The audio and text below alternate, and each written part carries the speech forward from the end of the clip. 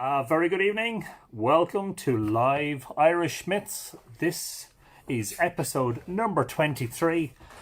My name is Anthony Murphy of Mythical Ireland. You are all very welcome. Tá fáilte roimh go léir go dtí teach umorchu. You're all very welcome to the Murphy household, where tonight we'll be reading more about Manannán. We did an episode about Manannán earlier. I think it was episode 10, if I'm not mistaken. Yes, indeed, it was. You're all very welcome. Tonight, a little bit earlier than usual. An hour earlier than usual. And that's because Friday night is date night for myself and my good wife, Anne. And I hope you don't mind. But I'd like to get finished by around 8 o'clock so I can go and cook up something for us to enjoy while watching a movie. Anyway, just before we start, the usual thing of saying thanks. Thank you to all the Mythical Ireland patrons over at patreon.com/Mythical Ireland, whose support helps to make everything happen. And if you're interested in becoming a patron, please check it out. Patreon.com/Mythical Ireland. I will paste that link in below. And also, I should mention this evening that I'm going to paste it in on YouTube and on Facebook. I should mention this evening that if you saw the graphic for today's episode, there's an image of the sea, and then there's an image of a man's face, or part. You can see his eyes looking through the waves. Well, those two images are by Elias SCH from Pixabay, and Thomas Meurer, Meurer, also on Pixabay. So thank you to those for their fabulous images. And a quick hello before we get started. On YouTube, Aria Ivancic Art says, "Hello, this is Aria from Northern Italy getting ready." A very good evening to you, Aria. I hope that things are getting better in Italy, because I know it's been very difficult there. And of course, the whole reason I started doing these live streams was when the first of the restrictions were announced in Ireland due to COVID-19. We had 22 deaths in Ireland today, which is the highest daily total we've had so far.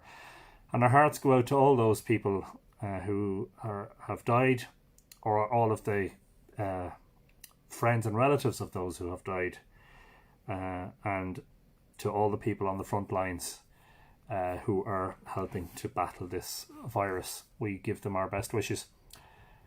And Paul, Hill of Tara Ranger, is live. Good stuff. And Aria says, "I don't mind. It is a lovely and righteous habit." Good stuff. Thank you to the artists. Yes, indeed. And on Facebook, Jack Durkin says, "Hello, hi Jack." Yvette Tillema, hi everyone. Hello, Yvette. Barb Jordan is in. Hello, Barb. How are you? Patricia McAteer is watching from Omeath. Hello, Patricia. Catherine Woodruff. Hello, all. Hello, Catherine. Nick Escacasterton. Good evening, Anthony. And hi, everyone. Hello, Nick. Kit Cranog is watching. Hello, Kit. Lovely to have you along. Alex Casterton. Lovely evening, Anthony. Sorry, I don't know where I saw lovely. Evening, Anthony. Looking forward to another look at Manannán MacLear. Jack Durkin is in Navan in County Meath. Hello, Jack. Catherine Wall McManus says, hi, Anthony and everyone. Mike Egan says hi. Lisa Collins is in Minnesota. Hello, Lisa. Erin Durrett. Hey, Tua Murphy. Hello, Erin from the West Coast. Gabrielle Lucy Lothian is watching. Hi, Gay. How are you? Good evening to you. Hope you're keeping well and that you're physically distanced from people but not socially isolated. And hopefully you'll enjoy a couple of scailta this evening.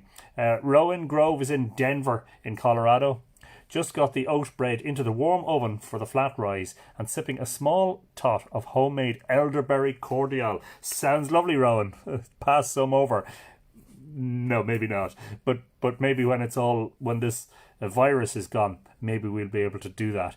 Martha is in Florida in their beach home just across the Atlantic from you. Hi, Martha. Very good afternoon to you. Romina is in Buenos Aires. Hello, Romina. You are very welcome to Live Irish Myth Tá Fáilte Rát. Kathy Mark says, greetings from Iowa, Anthony. Hello, Kathy. Probably so far the one and only viewer from Iowa. You're very, very welcome. Francis Smith says, hi all. Hello, Francis. Jennifer is in Maine in the US, in Kennebunkport. Never heard of it, but there you go. Maine we have heard of. That's brilliant. And hello to you. Catherine Griffin says hello. Hello, Catherine. And so does Richard Moore. Richard, very nice to have you along. Ferret Yenny is in Melbourne, Australia at this moment in time. Ferret Yenny, you are our most distant viewer. A very good morning to you. Peggy is in Celebration in Florida. What a lovely place name. A good afternoon to you, Peggy. Kirsten Salisbury is in British Columbia in Canada. Lovely to see you again, Kirsten. You're very welcome. Tá fáilte rót. Daniel Welch. Hello, folks. Blessings to all. Early one tonight. Yes, early start and early finish, all going well. Leanne Brenner Williams, happy Friday from Illinois. Happy Friday to you also. Hope everybody's safe. Hope everybody's well. Hope everybody's in good form. So tonight, we might backtrack a little bit with the first little tale that I'm going to read, but everything else will be new. And this is in relation to Manannán MacLír, said to have been the sea god or the sea deity of the Tuatha Dé Danann. And in some stories, for instance, in Altram Chiagawatar, in relation to Newgrange, said to be the principal deity, the chief of the Tuatha Dé Danann. Cheers, Anthony, says Richard. Hi, Richard. Great to see you. Shelley Show even is in Pennsylvania in the US. A very good evening to you. Leanne Brenner Williams, I'm not sure, was it you we said hello to in Illinois? If not, hello again. Anyway, Anna Pitterina is saying good evening from cozy Cappamore, County Limerick. And the Limerick viewers are in. Hello, Limnach. Tá fáilte rót. Ichawa. Hello, Anthony, Mike and Jeanette from Princeton. Wonderful part of the world. And say hello to Paul Muldoon if you get a chance to see him at any stage. Esther Gugisberg is watching. Hello again, Esther. Lovely to have you in on Live Irish Myths this evening. Robert Arbuckle. Nearly forgot this started earlier today. Happy to catch the start. Brilliant. Lovely to have you along, Robert. Patricia McTague says, hello to all. You started an hour early today. Still working, but enjoy these so much. Will listen as much as I can live. That's all you can do. Don't worry. As usual, they'll all be available on the blog afterwards, and indeed on the YouTube channel, and indeed on Facebook. But I will paste in the link to the blog post where you can see all previous episodes. And if you've just joined us and this is your first viewing, this is episode 23. There are 22 previous episodes, all at least an hour each, usually more. So you have about 25 hours worth of stuff to catch up on. And Margaret Ring says that should be called Mythflix. Sharon Boggins Stitch is in Redding in California. Hello, Sharon, and welcome to our West Coast USA viewers, and a very good morning to you. This is Manannán. Now, as to Manannán the Proud, son of Lír, after he had made places for the rest of the Tuatha Dé Danann to live in, he went away out of Ireland himself. And some said he was dead, and that he got his death by Ilan Fibergerg of the Red Edge in battle. And it is what they said, that the battle was fought at Mai Coolan, and that Manannán was buried standing on his feet. And no sooner was he buried than a great lake burst up under his feet. In the place there was a red bog till that time. And the lake got the name of Loch Orbson, from one of the names of Manannán. And it was said that Red Bow was glad, and many women were sorry at that battle. Caitlin Moon says, so glad I'm here for the live one again. Having a Guinness for the homesickness. What a wonderful drink to be imbibing for Live Irish Myths. And you're very welcome along again, Caitlin. Lovely to see you. Matthew Byrne is watching. Hello, Matt. And Matt is one of our locals here in Drogheda, in Drogheda. But he had many places of living, and he was often heard of in Ireland after. It was he sent a messenger to Etain, mother of Conora, the High King. That's Conora Mór. What book, please? This is our old favourite, Lady Gregory's Complete Irish Mythology. Well, the first book being Gods and Fighting Men. But he had many places of living and was often heard in Ireland after that. It was he sent a messenger to Etain, mother of Conor O'More, the High King, the time she was hidden in the cowherd's house. And it was he brought up Deirdre's children in Owen of the apple trees, that's Owen Abloch, or Owen Owloch. And it was said of that place, a house of peace is the hill of the She of Owen. And it was he taught Diarmid of the Fianna the use of weapons, and it was he taught Cuchulainn the use of the gay bullock. And some say it was Deirdre's father, and that he brought Crohor, king of Ulster, to the place she was hidden, and he running with the appearance of a hare before the hounds of the men of Ulster to bring them there. Evening all, as Dixon of Dock Green used to say. Evening, Matt. Welcome along. And it is what they say, that the time Crohor had brought the sons of Ishnach to Owen Macha, and could not come at them to kill them because of their bravery, it was to Manannán he went for help. And Manannán said he would give him no help, for he had told him at the time he brought Deirdre away, that she would be the cause of the breaking up of his kingdom, and he took her away in spite of him. But Crohor asked him to put blindness for a while on the sons of Ishnach, or the whole army would be destroyed with their blows. So, after a while, he consented to that.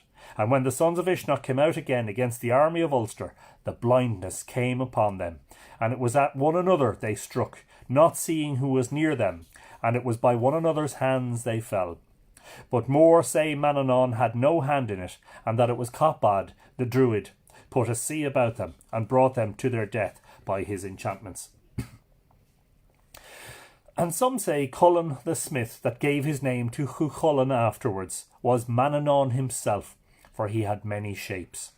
Anyway, before Cullen came to Ulster, he was living in the island of Folga. That was one of Manannán's places. And one time before Crohor came into the kingdom, he went to ask advice of a druid, and the druid bade him to go to the island of Folga and to ask Cullen the smith he would find there. To ask Cullen, the smith he would find there, to make arms for him. So Crohor did so, and the smith promised to make a sword and spear and shield for him. And while he was working at them, Crohor went out one morning early to walk on the strand, and there he saw a sea woman asleep on the shore. And he put bonds on her in her sleep, the way she would not make her escape. But when she awoke and saw what had happened, she asked him to set her free. And I am Chiawal, she said, one of the queens of the sea, and bid Cullen, she said, that is making your shield for you, to put my likeness on it and my name about it. And whenever you will go into battle with that shield, the strength of your enemies will lessen, and your own strength and the strength of your people will increase. So Crohor let her go, and bade the smith do as she had told him. And when he went back to Ireland, he got the victory wherever he brought that shield. And he sent for Cullen then, and offered him a place on the plains of Muirhevna. And whether he was or was not Manannán, it is likely he gave Cuchulainn good teaching the time he stopped with him there after killing his great dog. Manannán, you'll have to forgive Coda, he's getting giddy in the kitchen again. Manannán had good hounds one time, but they went hunting after a pig that was destroying the whole country and making a desert of it. I was about to say dessert. And they followed it till they came to a lake, and there it turned on them, and no hound of them escaped alive, but they were all drowned or maimed. And the pig made for an island then that got the name of Muckinish, the Pig Island, afterwards, and the lake got the name of Loch Conn, the Lake of the Hounds. And it was through Manannán the wave of Tuig, one of the three great waves of Ireland, got its name, and this is the way that happened. There was a young girl of the name of Tuig, a fosterling of Conor the High King, was reared in Chower, that's Tara, and a great company of the daughters of the kings of Ireland were put about her to protect her, the way she would be kept for a king's asking. But Manannán sent Ferdiad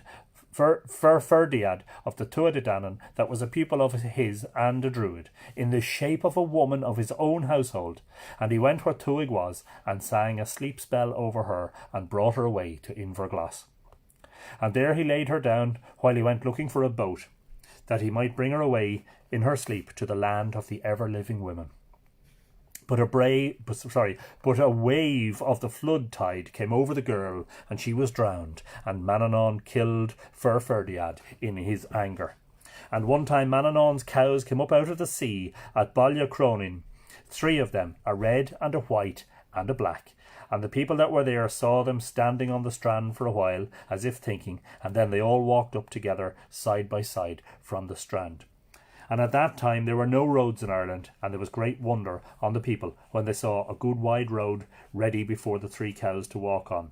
And when they got about a mile from the sea, they parted. The white cow went to the northwest, towards Limnach, and the red cow went to the southwest, and on round the coast of Ireland, and the black cow went to the northeast, towards Lishmore, in the district of Portlarriga, and a road opened before each of them, that is to be seen to this day. And some say it was Manannán went to Finn and the Fianna in the form of the Gilla Dacker, the bad servant, and brought them away to land under wave. Anyway, he used to often go hunting with them on Cnuckáine, and sometimes he would come to their help. So I just have to catch up a little bit. Oh, quite a little bit. Sarah Davis says, hello from Illinois. Really enjoying the episodes. Hi, Sarah. Tá fáilte rá. Tracy O'Connor is watching you. Whoops, forgot it was Friday. We'll catch the start later. You haven't missed much, Tracy. And I think we were doing a little bit of recapping anyway. Jacqueline Kennedy Art is watching. Hello, Jacqueline. You're very welcome. Hi, Anthony and fellow Celtic warriors. Keep safe. Rowan Grove. Just wondering what kind of sea woman that was. Oh, I was nearly going to sneeze there. It nearly happened. Not quite sure. Perhaps an Irish version of a mermaid.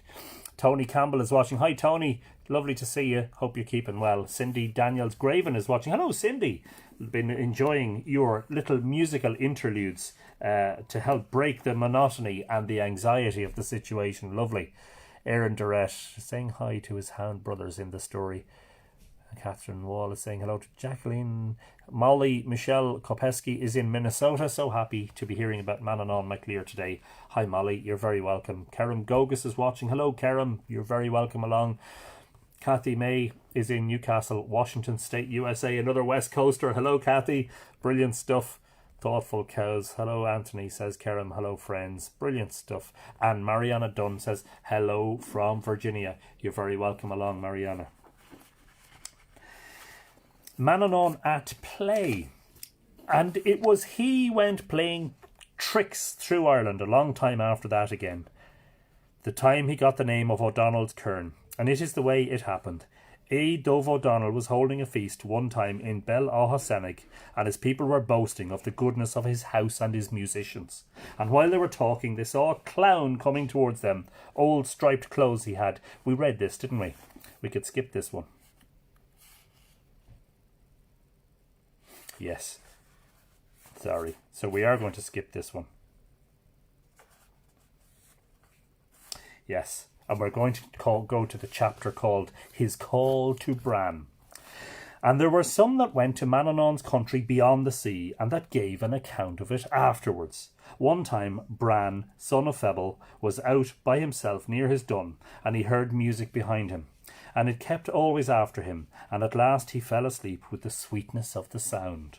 And when he awoke from his sleep, he saw beside him a branch of silver, and it having white blossoms, and the whiteness of the silver was the same as the whiteness of the blossoms. Sorry, just need to mark something there. Apologies. And he brought the branch in his hand into the royal house. And when all his people were with him, they saw a woman with strange clothing standing in the house. And she began to make a song for Bran, and all the people were looking at her and listening to her, and it is what she said. I bring a branch of the apple tree from Owen, from the far island around which are the shining horses of the son of Lear. A delight of the eyes is the plain where the hosts hold their games. Cormac racing against chariot in the white silver plain to the south. Captain Shamrock says, sorry I'm late. and is saying hello. There's no problem at all. You're very welcome. Better late than never. Absolutely. There are feet of white bronze under it, shining through life and time, a comely level land through the length of the world's age, and many blossoms falling on it.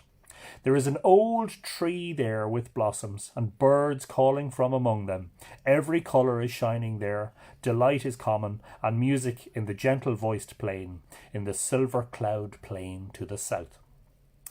Keening is not used, or treachery in the tilled familiar land. There is nothing hard or rough, but sweet music striking on the ear.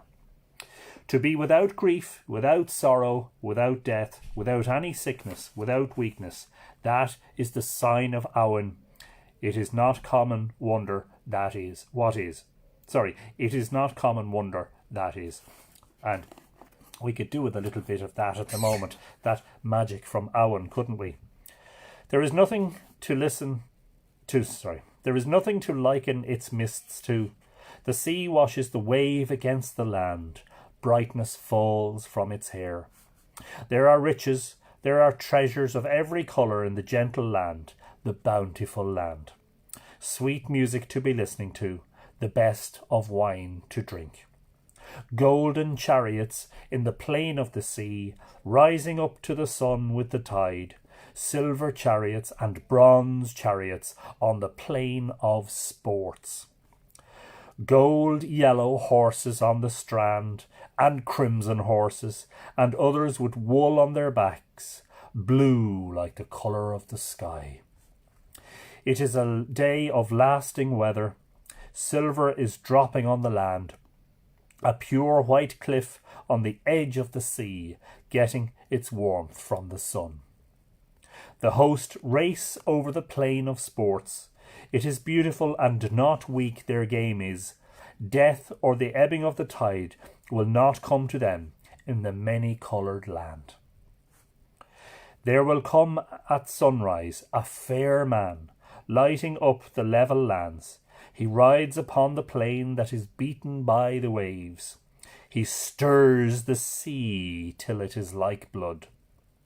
An army will come over the clear sea, rowing to the stone that is in sight, that 100 sounds of music come from. It sings a song to the army. It is not sad through the length of time. It increases music, with hundreds singing together. They do not look for death or the ebb tide. There are 3 times 50 far islands in the ocean to the west of us, and every one of them 2 or 3 times more than Ireland. It is not to all of you I am speaking, though I have made all these wonders known. Let Bran listen from the crowd of the world to all the wisdom that has been told him. Do not fall upon a bed of sloth. Do not be overcome by drunkenness. This sounds a little bit like some commandments. Set out on your voyage over the clear sea, and you may chance to come to the land of women. With that, the women went from them, and they did not know, the woman, singular, went from them, and they did not know where she went. And she brought away her branch with her, for it leaped into her hand from Bran's hand, and he had not the strength to hold it. Then on the morrow Bran set out upon the sea, and 3 companies of 9 along with him. There's that number again. We had 3 50s, and we now have 3 9s, which is a lunar sidereal month, if you want to put it that way, in days. And one of his foster brothers and comrades was set over each company of 9. And when they had been rowing for 2 days and 2 nights, they saw a man coming towards them in a chariot over the sea. And the man made himself known to them, and he said that he was Manannán, son of Lear. And then Manannán spoke to him in a song, and it is what he said. It is what Bran thinks. He is going in his curragh over the wonderful, beautiful, clear sea. But to me, from far off in my chariot, it is a flowery plain he is riding on. What is a clear sea to the good boat Bran is in, is a happy plain with many flowers to me in my 2-wheeled chariot. It is what Bran sees, many waves beating across the clear sea. It is what I myself see, red flowers without any fault. The seahorses, the significance, I'm not sure if there's an astronomical significance, Tracy, to thrice 50. I did say in one of the episodes that thrice 50 is always given for any sort of a sizable grouping or a crowd, and it just seems to be a way of indicating a large host or a large company, rather than saying it seems to be a common device which just means a large amount of people. I'm not sure if there's an astronomical significance to it beyond that. The seahorses are bright in summertime. As far as Bran's eyes can reach, there is a wood of beautiful acorns under the head of your little boat. A wood with blossom and with fruit that has the smell of wine, a wood without fault, without withering, with leaves of the colour of gold. Let Bran row on steadily. It is not far to the land of women. Before the setting of the sun you will reach Awen of many-coloured hospitality. With that, Bran went from him, and after a while he saw an island, and he rowed around it, and there was a crowd on it wondering at them and laughing, and they were all looking at Bran and his people, but they would not stop to talk with them, but went on giving out gusts of laughter.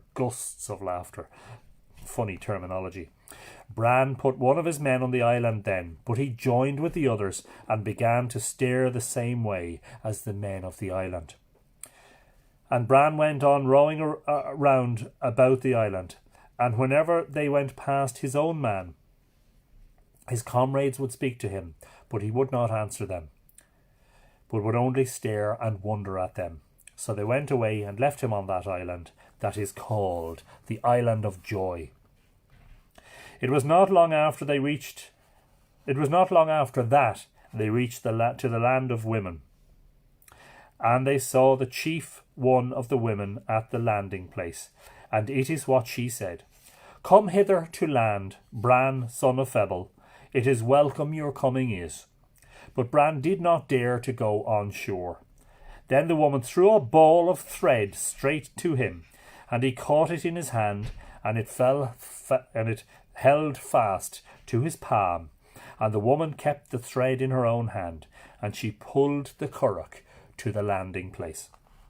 On that they went into a grand house, where there was a bed for every couple, 3 times 9 beds.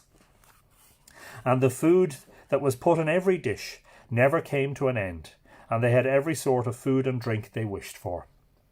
And it seemed to them they were only a year there, when the desire of home took hold on one of them, Nectan, son of Colbrane, and his kinsmen were begging and praying Bran to go back with him to Ireland. The woman said there would be repentance on them if they went, but in spite of that they set out in the end. And the woman said to them not to touch the land when they would come to Ireland, and she bade them to visit and to bring with them the man they left in the Island of Joy. So they went onwards towards Ireland till they came to a place called Shrub Ruin, and there were people on the strand that asked them who they were that were coming over the sea. And Bran said, "I am Bran, son of Febble." But the people said, "We know of no such man," though the voyage of Bran is in our very old stories.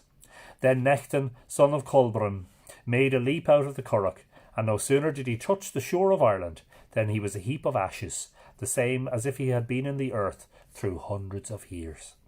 And then Bran told the whole story of his wanderings to the people from the beginning, and after that he bade them farewell, and his wanderings from that time are not known. And so, very interestingly, this has echoes, doesn't it, of Oisin in Tír na nÓg, who was told by Niamh to make sure that he did not touch the ground, and when he did, he became a withered old man. Just catching up to make sure I'm not missing questions. Many-coloured hospitality, yeah. Who is the woman chief in the land of the women? It doesn't give her name, Jennifer. She is unnamed, which is very interesting. So I can't tell you, unfortunately. Would you say Manannán MacLear was a sibling to the children of Lear? Or would you say he is the father and Lear is the children's god. Could never figure out that part of the family tree out. There are genealogies given for some of the Tuatha Dé Danann, and they're complex, and at sometimes they conflict with each other, and so one disputes the other. It seems such a fruitless and pointless pursuit. For instance, what doesn't seem to be mentioned in the stories pertaining to the Tuatha Dé Danann and Newgrange, Shianbhrú, and Copmai Chura is that when the contest for the kingship comes up, and there's I think 5 names in the hat, Bov Jarag is one and Aengus is the other. Now Bov Jarag is a son of Dagda, and Aengus Og is also a son of Dagda. Now I think they're half brothers, but it doesn't mention their relationship, so Mock Lear, the children of Lear, and Manannán, son of Lear, yes, they're probably related, but who can tell? His 3 calls to Cormac, and this is chapter 11. And another that went to Manannán's country was Cormac, grandson of Conn, king of Chower, and this is the way it happened. So this is Cormac mac Art. Cormac, son of Art. Art was Art Macon, son of Conn. Conn or Conn. He was by himself in Chower one time, and he saw an armed man coming towards him, quiet, with high looks, and having grey hair, a shirt ribbed with gold thread next his skin, broad shoes of white bronze between his feet and the ground, a shining branch having 9 apples of red gold on his shoulder.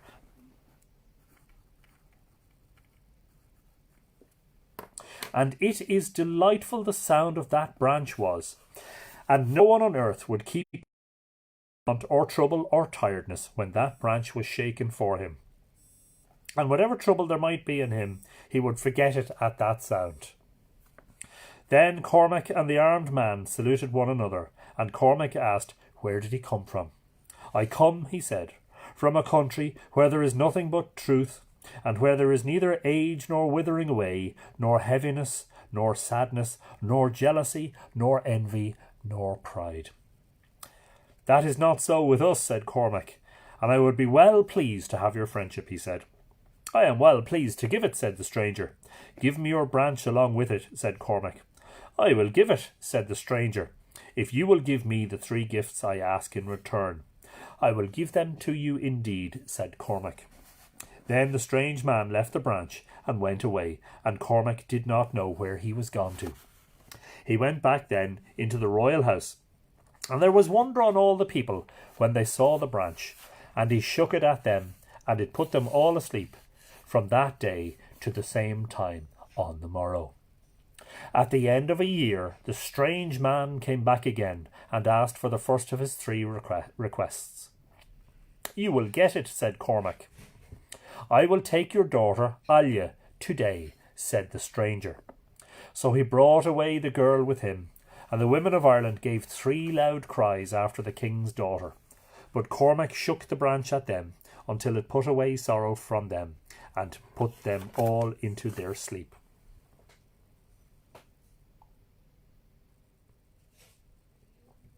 That day month the stranger came again, and he brought Cormac's son, Corpra Lifachar, away with him. There was crying and lamenting without end in Chower after the boy, and on that night no one ate or slept, and they were all under grief and very downhearted. But when Cormac shook the branch, their sorrow went away from them. Then the stranger came the 3rd time, and Cormac asked him, what did he want? It is your wife, Ethna, I am asking this time, he said. And he went away then, bringing Ethna, the queen, along with him. But Cormac would not bear that, and he went after them, and all his people were following him. But in the middle of the plain of the wall, a thick mist came on them, and when it was gone, Cormac found himself alone on a great plain.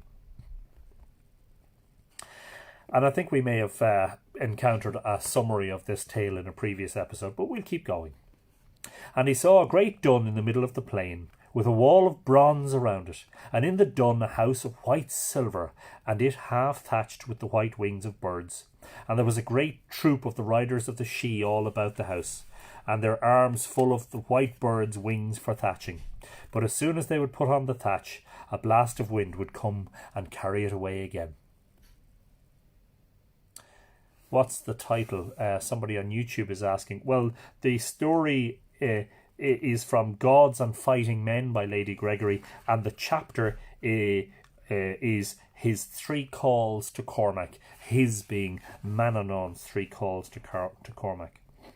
Then he saw a man kindling a fire, and he used to throw a thick oak tree upon it.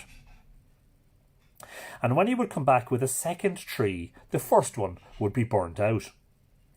I will be looking at you no longer, Cormac said then, for there is no one here to tell me your story, and I think I could find good sense in your meanings if I understood them, he said. Then he went on to where there was another dun, very large and royal, and another wall of bronze around it, and 4 houses within it. And he went in and saw a great king's house, having beams of bronze and walls of silver, and its thatch of the wings of white birds. And then he saw on the green a shining well, and 5 streams flowing from it, and the armies drinking water in turn, and the 9 lasting purple hazels of Boan growing over it. And here we have a well with 9 hazel trees, which is very interesting. And I'm taking a note, because this is very like the well of Segish, from which the Boyne was said to have emanated in the beginning in its creation. And the armies drinking water in turn, and the 9 lasting purple hazels of Boan growing over it. And they were dropping their nuts into the water, and the 5 salmon would catch them and send their husks floating down the streams. And the sound of the flowing of those streams is sweeter than any music that men sing. A dun in a hill fort, well, not necessarily a hill fort, Aaron. A dun being like a fort, like a ring fort, but not necessarily on a hill. Some of them that are on hills are called hill forts. The royal ones tend to be those with extra ditches around them. So instead of being univalate, they're multivalate. They've got 2 or 3 ditches. The trivalate ones are said to be the royal. The more rings around your dun, the more important you were. Put it that way. And the sound of the flowing of those streams is sweeter than any music that men sing. Then he went into the palace, and he found there waiting for him a man and a woman, very tall, and having clothes of many colours. The man was beautiful as to shape, and his face wonderful to look at. And as to the young woman that was with him, she was the loveliest of all the women of the world, and she having yellow hair and a golden helmet. And there was a bath there, and heated stones going in and out of the water of themselves. And Cormac bathed himself in it. Sounds a bit like a Fullacht Fia, doesn't it? Rise up, man of the house, the woman said after that, for this is a comely traveller is come to us. And if you have one kind of food or meat better than another, let it be brought in.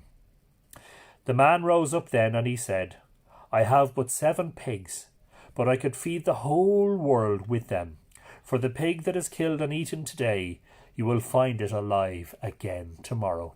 And that sounds a little bit like the Dagda's pigs in Newgrange. 2 of them, one fattened ready for the slaughter, and one roasting on the spit, and neither ever became exhausted. Another man came into the house then, having an axe in his right hand, and a log in his left hand, and a pig behind him. It is time to make ready, said the man of the house, for we have a high guest with us today. Then the man struck the pig and killed it, and he cut the legs and... no he didn't. And he cut the logs and made a fire and put the pig on it in a cauldron. It is time for you to turn it, said the master of the house after a while. There would be no use doing that, said the man, for never and never will the pig be boiled until a truth is told for every quarter of it." "Then let you tell yours first," said the master of the house. "One day," said the man, "I found another man's cows in my land, and I brought them with me to a cattle pound. The owner of the cows followed me, and he said he would give me a reward to let the cows go free. So I gave them back to him, and he gave me an axe, and when a pig is to be killed, it is with the axe it is killed, and the log is cut with it, and there is enough wood to boil the pig, and enough for the palace besides. And that is not all, for the log is found whole again in the morning, and from that time till now, that is the way they are." "It is true indeed, that story is," said the man of the house. "They turned the pig in the cauldron then, and but 1/4 of it was found to be cooked. 'Let us tell another true story,' they said. 'I will tell one,' said the master of the house. Ploughing time had come, and when we had a mind to plough that field outside, it is the way we found it, ploughed and harrowed and sowed with wheat. When we had a mind to reap it, the wheat was found in the haggard, all in one thatched rick. We have been using it from that day to this, and it is no bigger and no less.' Then they turned the pig, and another quarter was found to be ready. 'It is my turn now,' said the woman. 'I have 7 cows,' she said, 'and 7 sheep, and the milk of the 7 cows would satisfy the whole of the men of the world if they were in the plain drinking it. And it is enough for all the people of the land of promise, and it is from the wool of the 7 sheep all the clothes they wear are made.' And at that story, the 3rd quarter of the pig was boiled. 'If these stories are true,' said Cormac to the man of the house, 'you are Manannán, and this is Manannán's wife. For no one on the whole ridge of the world owns these treasures but himself. It was to the land of promise he went to look for that woman, and he got those 7 cows with her.'" Very interesting. And let us not forget, speaking of 7 cows, that we have to watch Venus among the Pleiades tonight. The evening star is at its closest to the Pleiades star cluster this evening. So hopefully those of us who are on Irish time will be able to go out shortly after we finish and have a look and perhaps take some photographs. Those of you in the States will have to wait a little bit longer. They said to Cormac that it was his... Well, by the way, that was an interesting phrase, wasn't it? No one on the whole ridge of the world owned these treasures but himself. A ridge being described as the whole world. There is some interesting cosmology there. They said to Cormac that it was his turn now. So Cormac told them how his wife and his son and his daughter had been brought away from him, and how he himself had followed them till he came to that place. And with that the whole pig was boiled, and they cut it up, and Cormac's share was put before him. "I never used a meal yet," said he, "having 2 persons only in my company." The man of the house began singing to him then, and put him asleep. And when he woke, he saw 50 armed men, and his son, and his wife, and his daughter, along with them. There was great gladness and courage on him then, and ale and food were given out to them all. And there was a gold cup put in the hand of the master of the house, and Cormac was wondering at it, for the number of the shapes on it, and for the strangeness of the work. "There is a stranger thing yet about it," the man said. "Let 3 lying words be spoken under it, and it will break into 3, and then let 3 true words be spoken under it, and it will be as good as before." So he said 3 lying words under it, and it broke in 3 pieces. "It is best to speak truth now under it," he said, "and to mend it. And I give my word, Cormac," he said, "that until today neither your wife nor your daughter had seen the face of a man since they were brought away from you out of Chower, and that your son has never seen the face of a woman." And with that the cup was whole again on the moment. "Bring away your wife and your children with you now," he said, "and this cup along with them, the way you will have it for judging between truth and untruth. And I will leave the branch with you for music and delight. but on the day of your death they will be taken away from you again. And I myself, he said, am Manannán, son of Lear, king of the land of promise, and I brought you here by enchantments, that you might be with me tonight in friendship.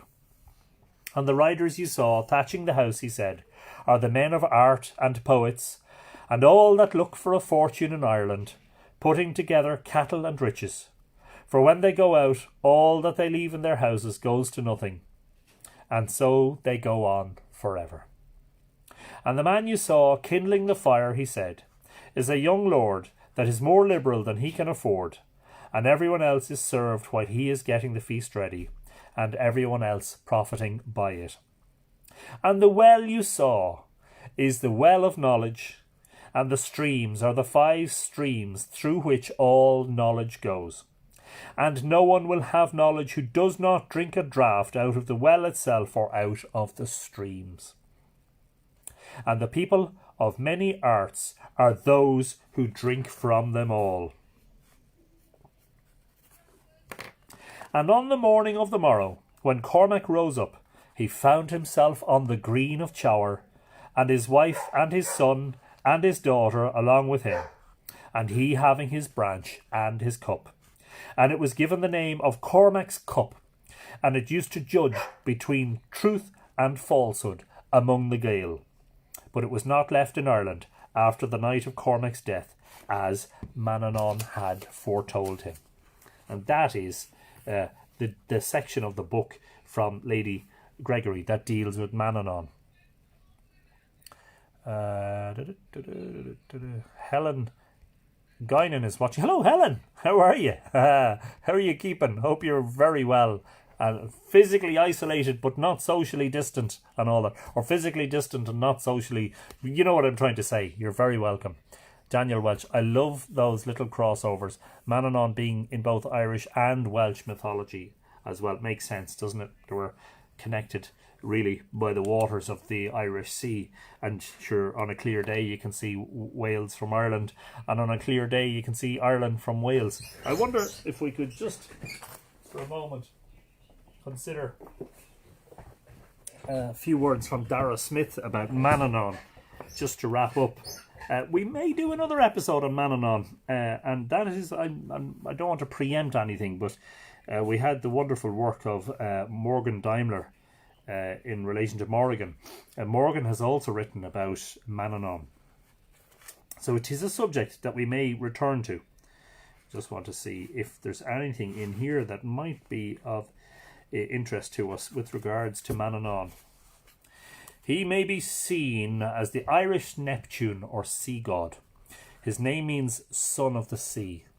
Lear. Oh, Dana Hicks is saying hello from San Diego. Better late than never. Hello, Dana. You're very welcome along this evening. Often represented as riding through the waves on horseback, he is thus encountered by Bran. Manannán was then on his way to Ireland to sire a son by the wife of Fiachna, king of Ulster. Manannán is recorded as having come to Fiachna's aid in battles in Scotland against Saxons. Manannán is also a sun god. His daughter Anya, sometimes referred to as his wife, is also a sun goddess. Interesting. I didn't think of Manannán as a sun deity. The sun god was at times seen as having the form of a horse. And of course we had Etain Echria, Etain the horse rider, and all of the kings who we mentioned, wasn't that last night or the night before, that we mentioned a lot of Irish kings are called Yochi, which also means horse rider. A French riddle asks, what runs faster than a horse, crosses water, and is not wet? To which the answer is the sun. P.W. Joyce recorded, and we read from Joyce's work, and we will read more from Joyce, recorded an oral tradition prevalent in the Isle of Man and the eastern counties of Leinster, that Manannán had 3 legs on which he rolled along land, wheel-like, always surrounded by, quote, a magical mist, unquote. This image is the origin of the 3-legged Manx symbol, a wheel with 3 legs, which may be seen as the sun symbol, suggesting movement. Cuchulainn fell in love with Manannán's wife Fand, living with her for a month. He returned to Ken Thraachta near Newry, and Manannán appeared to Fand in a magic mist. When she recognised him, she said, "When Manannán the Great married me, I was a wife worthy of him. A wristband of doubly tested gold he gave me as the price of my blushes." Fand left with Manannán, who shook his cloak between her and Cuchulainn, so that they might never meet again in time. Wow, interesting. And that cloak being the Feth Fiada. And I think we may be having trouble with YouTube. And those of you watching on YouTube, I do apologise. Not sure why that happens. Manannán has association with birds, with hounds, and with pigs. It is said that his pigs were such that although eaten today, they are alive and ready for slaughter again tomorrow. And again, interesting is this crossover between Manannán and Dagda as rivals for the title of Chief of the Dedannans, both having these imperishable pigs to feast upon. Manannán was in possession of a bag made from the skin of a crane. This bag, known in legend as the Crane Bag, contained all the treasures of the Tuatha De Danann. Its contents included such things as the shirt and knife of Manannán, the king of Lochlann's helmet, a smith's hook, and the bones of Assel's swine. The origin of this story is that Aoife, daughter of Dalbaich, had been turned into a crane by Luchra out of jealousy for a lover. It was her skin that had been made into the crane bag. A good vessel of treasures will be made of thy skin. No small event, its name will be, I do not lie, in distant times, the crane bag. Manannán is often regarded as overlord of the Tuatha De Danann, and as the god who distributed all the Sidhe among the Tuatha, so that none was left for him. And again, the same theme again we see with Dagda and the Gawal in Sidhe, where Dagda distributes all the mounds, all the Sidhe among the Tuatha De Danann, but forgets his own son. This is why he is always moving from Sidhe to Sidhe, and why he dwells beyond the Sidhe in Awan Alwach, Awan of the apple trees. Manannán makes an agreement with the farmer Cian that he will come to his aid in retrieving his cattle in return for half of his booty. After many adventures, Cian returns with a son which he has had by Balor's daughter. And this is Cian, of course, father of Lu, made famous in the story of the tragic tale of the sons of Tiryn. Rather than give half his booty to Manannán, Cian gives him the boy, and Manannán calls him Ildánach, or Master Craftsman. This Ildánach is Lu's nickname. Thus, Balor's grandson becomes Manannán's adopted son and champion of the Tuatha De Danann. And I think somebody commented on that earlier, that Manannán was foster father of Lu. Legend has this popular overlord of the Celtic pantheon bringing Cormac MacArt into the otherworld, where Manannán is in charge of the Feast of the Lords, which feast made the Tuatha Lords invisible. It is he who institutes the Fled Goinyand, which gives the Tuatha De Danann eternal life, and it is his pigs which give the warriors eternal food washed down with the ale of immortality. It is said that with his magic he concealed from human eyes the above feasting which took place in the Fairy Hills, or Sidhe. Legend has it that as a shapeshifter, Manannán appeared in various forms at a famous feast at Ballyshannon, east of Donegal Bay, in the 16th century. The host of this feast was the historical Black Hugh O'Donnell, who died in 1537. The 20th century writer James Joyce has Manannán in Ulysses, rising chin on knees from behind a coal scuttle. A cold sea wind blows from his druid mantle. Above his head writhe eels and elvers. He is encrusted with weeds and shells. He, quote, wails with the vehemence of the ocean. Aum, baum, pajom. I am the light of the homestead. I am the dreamery, creamery butter, unquote. And I have to admit to having started reading Ulysses several months ago, and have to admit that I am still reading, trying to read Ulysses several months later. Anyway, that for the moment is Manannán. Christopher Weidner. Interesting that sea gods are also often associated with horses, and of course the waves, that the breakers, the waves that break into white foam are regularly called Manannán's horses, or the horses of Manannán mac Lir. Fascinating stuff. I've learned a lot today about Manannán mac Lir. One thing being he is separate deity to Lir. Yeah, he's the son of Lir.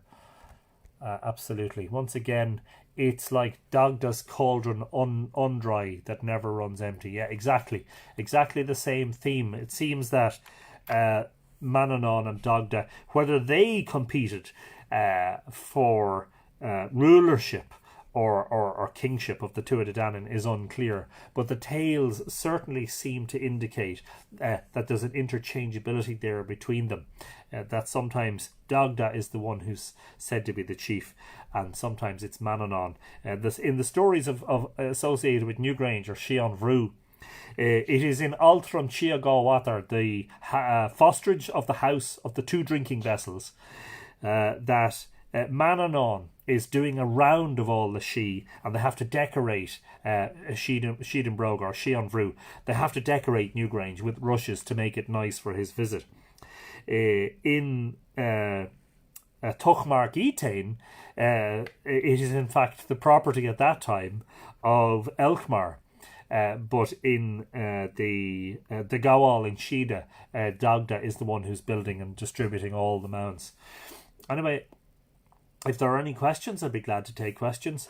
There's I think we're back up and running on YouTube. I'm sorry again for the problems there with the feed. There was a momentary problem there, and people seem to be having trouble seeing the feed, so I do apologize about that.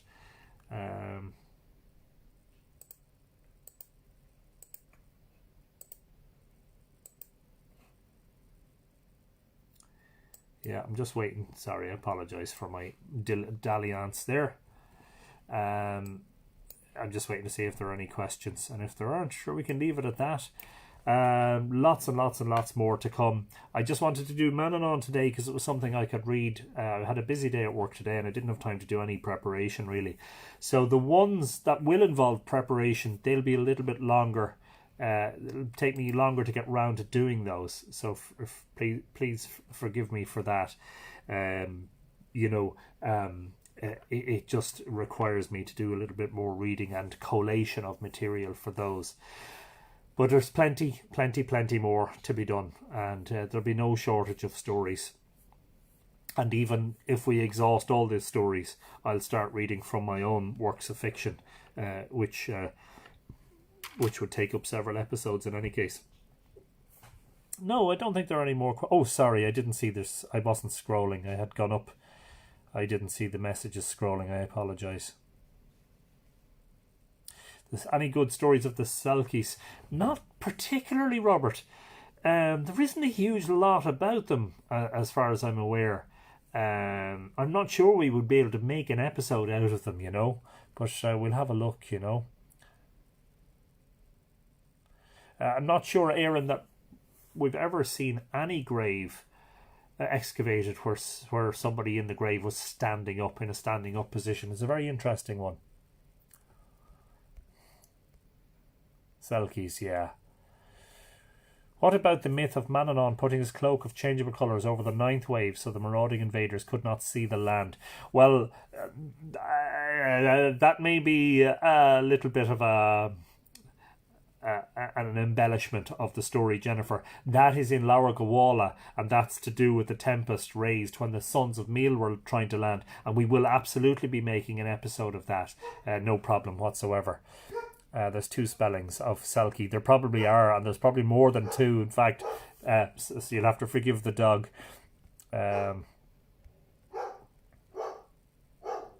Vicky says, I loved yesterday's visual expression of pull up a chair and enjoy a dram. Yes, and we must say that more often, that you're absolutely welcome to imagine that we're all around a lovely big turf fire, and that we're having a drink and passing the nether around, and perhaps somebody is playing music in the corner on a fiddle or on a penny whistle, you know. Jennifer says, you're amazing, Anthony. Thanks, Jennifer. Thank you indeed. Best part of my day, says Vicky. Kathy says, thanks, Anthony. Catherine says, Gora Mahagat, Anthony. You're all very, very welcome. Brilliant and interesting story. Thank you, Anthony, says Jack. No problem. The blue glow from the window looks beautiful. Yeah, because we're a little bit earlier, the sun seems to have gone down there in the past 5 or 10 minutes. There's lovely light coming in. We'd only usually be starting now and I'd have extra lighting on, but we've had that lovely sort of twilight. And of course, because we're in April, we'll actually be, in the next few weeks, providing we're still doing the stories over the next few weeks, we'll be starting them in sunlight and possibly even finishing them while the sun is still up as well. Thank you, Anthony, says Daniel. You're very welcome. Thank you and good night, says Christopher. Yeah, no problem. And that was number 23, imagine. 23. So as of tonight at midnight, we will be 1 week into a sort of a lockdown. It's not a lockdown completely because we're still allowed to go out and exercise within 2 kilometres of our house. So hopefully, fingers crossed, as I said continuously, we're all hoping and praying and envisioning a solution to this problem and a cure or an effective treatment. I know that I can't think of the word. I'm tired. A vaccine. Sorry, a vaccine is a little bit off, but perhaps some form of an effective treatment. Thanks, Anthony, says Patricia, and enjoy your date night. I'll do my best. Thanks, Patricia. We'll see you again maybe tomorrow evening. Brilliant again, Anthony, says Nick. Thanks, Nick and Rowan Grove. Thank you so much. Leslie Jackson, thank you for these tales in these crazy times.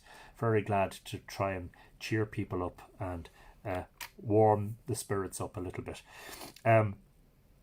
Yeah, hopefully we'll be back to normal time tomorrow. So 8 p.m. Irish time. I think that's 3 p.m. New York and 1 p.m. West Coast US time. Are your stores delivering and take... I don't... are your stores delivering and take out of restaurants? Some of them are. I think most restaurants are closed, but some of them are open and only doing a delivery service. Caitlin Moon, thank you immensely. These tales really cheer me up. Thanks, Caitlin. Very glad you enjoyed yourself. Alex, amazing show again, Anthony. Thank you. Enjoy your date night. Ihawa, Anthony and all. And that is time for me to say good night, everybody. Take it easy. Enjoy yourselves. Keep washing your hands and keep your distance from people and try to maintain contact on social media and on the phones, and make sure that you're not isolated and alone. Tracy says, good night all. Thanks, Anthony. Rest well. Good night, Tracy. Aaron Durrett, hope you're able to get out with your drone again soon, Anthony. Yeah, me too. Good night to the Tua. Good night indeed. And thank you for the tale and the commentary, says Yvette. You're very welcome. David Daly says thanks. I'm not seeing the comments on YouTube anymore because it seems to have seized up, so I'm sorry about that. Ihawa, Anthony and Tua, and that's from Catherine Wall McManus. Tom Lawler saying, well done, great work. Good night, Tom. And Lisa Collins. Good night, everybody, and hopefully we'll see you tomorrow night for episode 24. Subject matter soon to be decided upon. Cheerio.